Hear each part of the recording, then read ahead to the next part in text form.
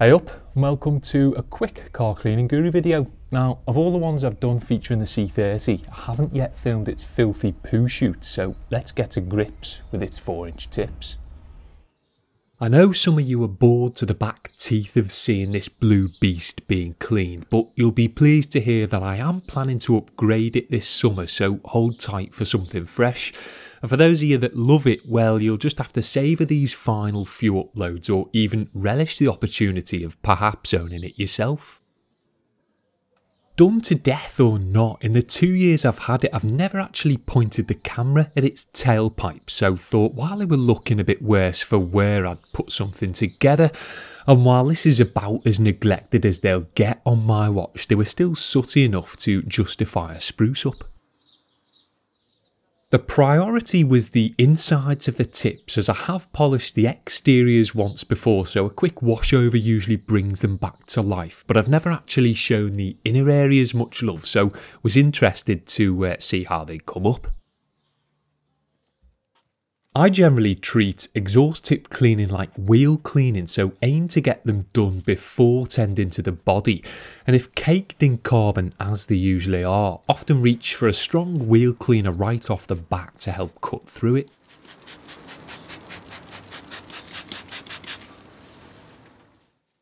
Once the inside of the first shoot had been treated with the potent product, then it was scrubbed with a couple of stiffish bristled brushes to remove the first loose layer of soot.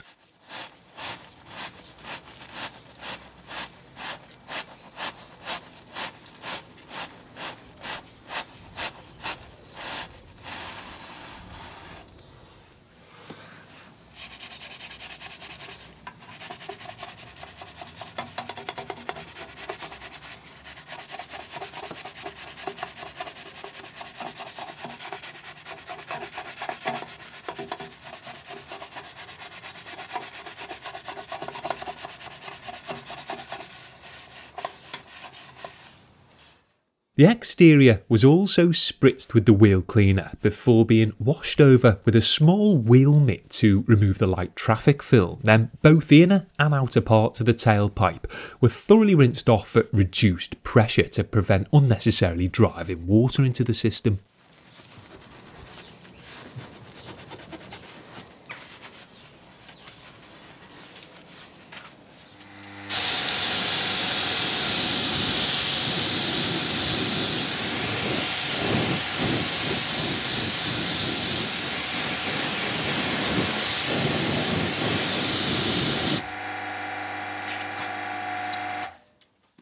While the brushing removed some of the soot, there was still a fair amount of caked on carbon and discoloration, so I stepped up to scrubbing with some wire wool to hopefully cut it back further.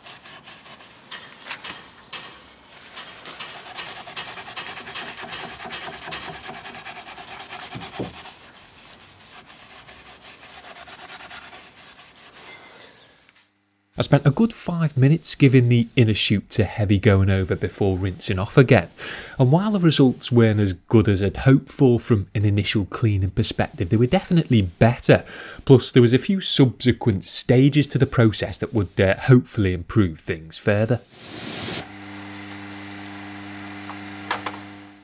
Before moving on to those subsequent stages though, the same cleaning process was repeated for the opposing tip, albeit from a slightly different perspective. And now I knew what could and couldn't be achieved with cleaning, could avoid wasting time endlessly scrubbing to no avail, which is what would likely happen if I went straight from scrubbing the first to the second before rinsing and checking my work.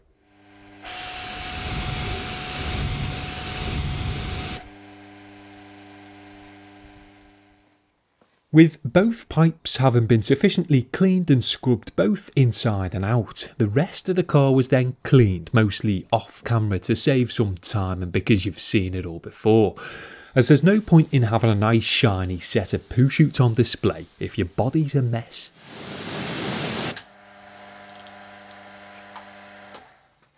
Once washed and rinsed then, the T5 was fired up for a moment to blow any excess standing water out the pipes.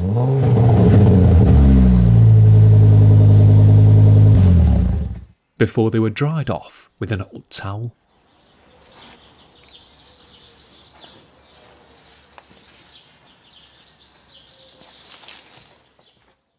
So with the wet cleaning complete then, it was time to dry clean the inner areas with the wire wool once more, but this time using some metal polish instead. I like to apply the polish with my finger first, then work it in, which helps ensure no areas are missed.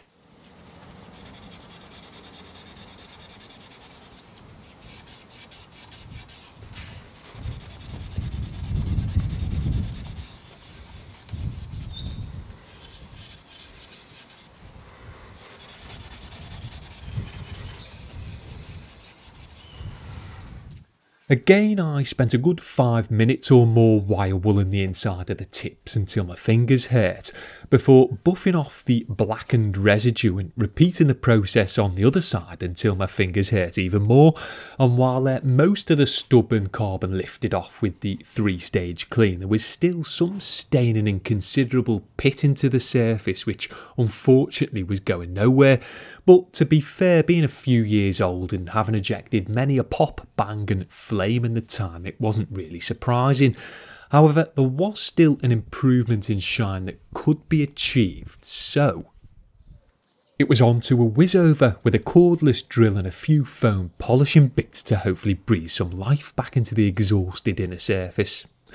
Some fresh polish was once again spread over the metal before a red polishing ball was used to work it in at high speed to brighten it up in a far more effective manner than my hands alone ever could. Now, I'll be honest, I'm not actually a fan of shiny inner tailpipes. I prefer a sooty inside so long as the outsides are clean, as I think it makes them look more aggressive and appear slightly bigger, whereas a super shiny inner, dare I say, looks a little tacky. But I wanted to give it a go on the T5 before I thought about getting rid, so persevered.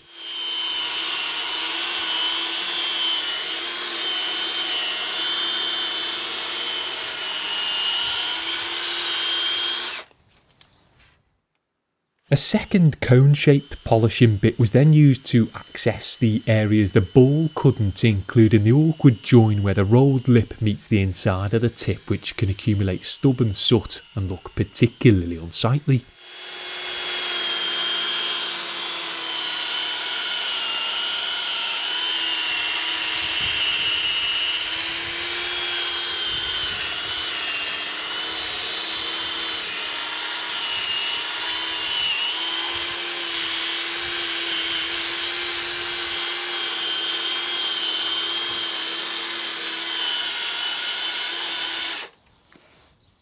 Once I'd pretty much run the battery flat, then I buffed off any remaining residue with a fresh microfibre towel to reveal a still heavily pitted but now somewhat shiny inner poo chute. Worth all the effort? Meh, not for me, but it was still a novelty seeing the inside of them shining in the sun.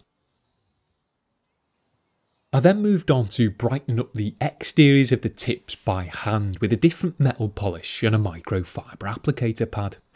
Again, I smeared a healthy amount of the creamy product over the surface first to ensure even coverage before working it in.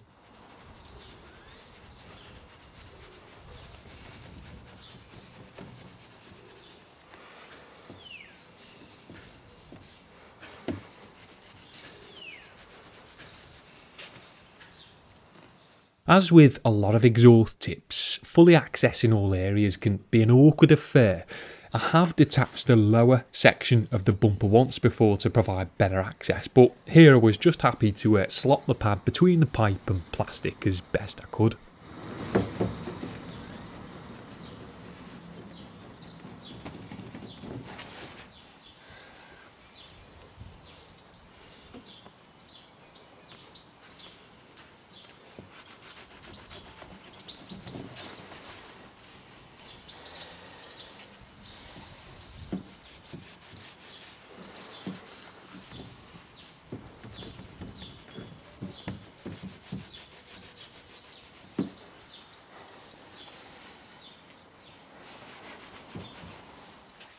The same polishing process was then of course repeated for tip number 2, with the chute first being drilled, before being fettled by hand to bring about a uniform shine inside and out.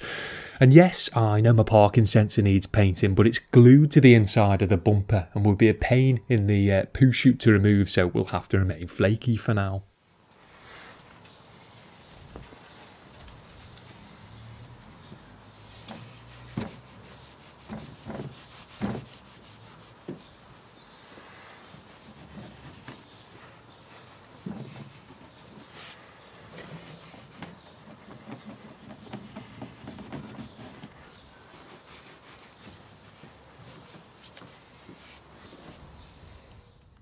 The final stage of the process was to protect the freshly polished metal to help repel any fresh soot and make future cleaning more straightforward.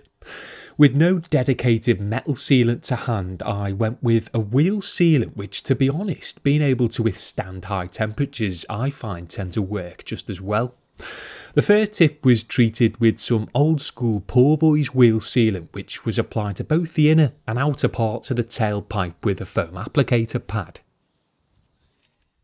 While the second was coated with some sweet smelling Autobrite Hellshine sealant just to mix things up a bit.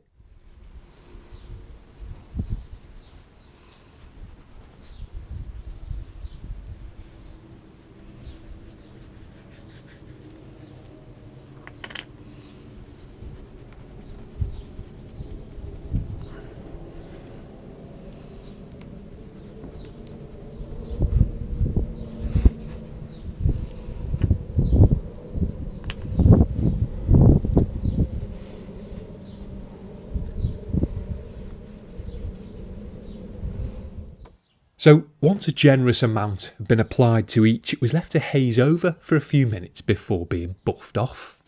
Now, sealants like these can and arguably should be layered up, especially on areas that see a lot of heavy contamination, but because I give them a wash every week or so, a single layer to add a little bit of extra pop for the sake of the video was more than enough here.